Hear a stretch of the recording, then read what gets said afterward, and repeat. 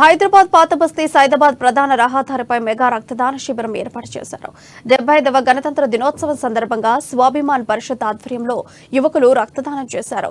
ఈ సందర్భంగా స్వతంత్రం కోసం రక్తాన్ని చిందించిన స్వాతంత్ర సమరయోధులు సైనికుల త్యాగాలను రాష్ట్ర కన్వీనర్ వినయ్ కిషోర్ యాదవ్ గుర్తు చేసుకున్నారు. ఈ కార్యక్రమాల్లో స్వాభిమాన్ పరిషత్ సభ్యులు ప్రభాకర్, వెంకటేష్, వినోద్, బాలరాజ్, బషీర్ పాల్గొన్నారు.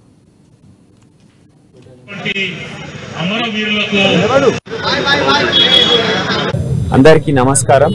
తెలంగాణ స్వాభిమాన్ పరిషత్ ఆధ్వర్యంలో కులమత పార్టీ ప్రాంతాలకు అతీతంగా ప్రతి సంవత్సరం 2 రోజులు జాతీయ పండుగలైన స్వాతంత్ర దినోత్సవం, అదేవిధంగా గణతంత్ర దినోత్సవం నాడు మన అమరవీరులైన వారి త్యాగాలను స్మరిస్తూ, వెలకట్టలేని అమరవీరుల, లక్షలాది అమరవీరుల త్యాగాలను స్మరిస్తూ వారికి నివాళిగా, వారికి గౌరవ సూచకంగా రక్తదాన శిబిరాన్ని ఏర్పాటు చేయడం జరుగుతుంది.